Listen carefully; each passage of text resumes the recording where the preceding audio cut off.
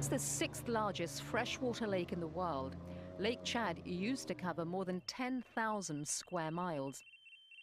These satellite images capture the extent to which it has shrunk over the last 4 decades. Today, it's only 1/5 of its original size. The lake is shared by 4 countries: Chad, Cameroon, Nigeria, and Niger. On the Niger side, the water has totally vanished.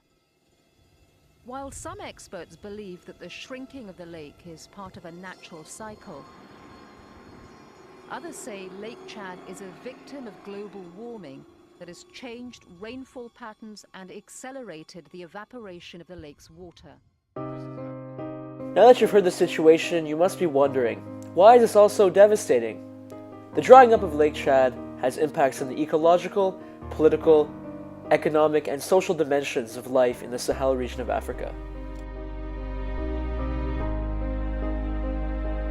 Lake Chad is the lifeblood for over 100 million people who depend on its waters for agriculture and fishing.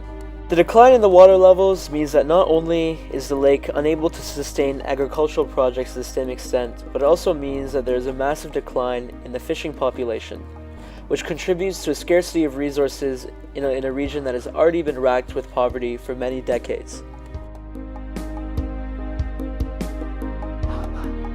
The scarcity of resources has led to the forced migration of many tribal groups, who are now having to live with traditional enemies and compete with them for resources, causing a lot of conflict.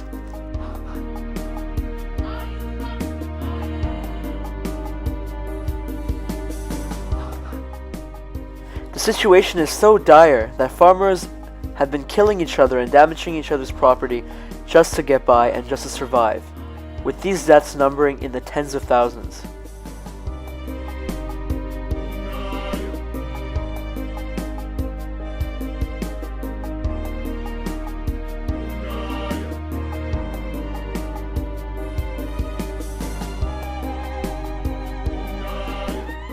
Militant groups such as Boko Haram have used the instability in the region to further their goals. Promised riches and a better life, thousands of youth are enticed to join, swelling the ranks and strengthening these extremist groups. Boko Haram continuously raids and slaughters villagers in an attempt to gain territory, as well as seizing abandoned land. The campaigns of Boko Haram not only lead to a loss of life, but continues to cripple an already weak economy by deterring foreign investment. It undermines the statehood of the country that borders the lake, countries with almost no presence in the region. Generational impacts of poverty are exacerbated by the presence of conflict, creating intergenerational trauma and threatening to leave an entire generation of children without the necessary education to transcend poverty and to climb the social ladder, making avenues such as criminalism and jihadi militarism more enticing.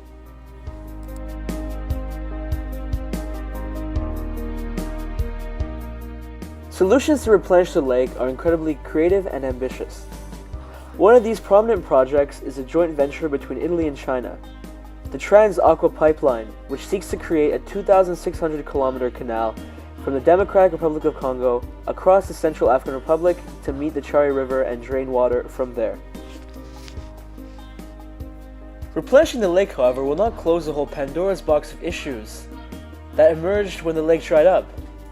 These problems won't just magically go away. For the water to even be replenished, there needs to be a measure of stability, and this stability cannot be achieved while Boko Haram is still thriving. There needs to be a concerted effort by the international community to root Boko Haram out from the region, and to address the negative impacts that they had. This will come in the form of de-radicalization campaigns, which will help the youth and other members of society readjust, whether they were members of Boko Haram in the past, or whether they were victims. Furthermore, along with this development of peace, there needs to be a development of strong institutions. A government presence from the 4 countries that comprise the Lake Chad region meant that there was no institutional support. There needs to be the development of a robust education plan, among other things to provide youth with career pathways beyond subsistence farming and giving them opportunities for upward social mobility. However, these solutions are entirely dependent on the cooperation between these 4 nations, whose diplomatic history contains far more stories of discord than harmony.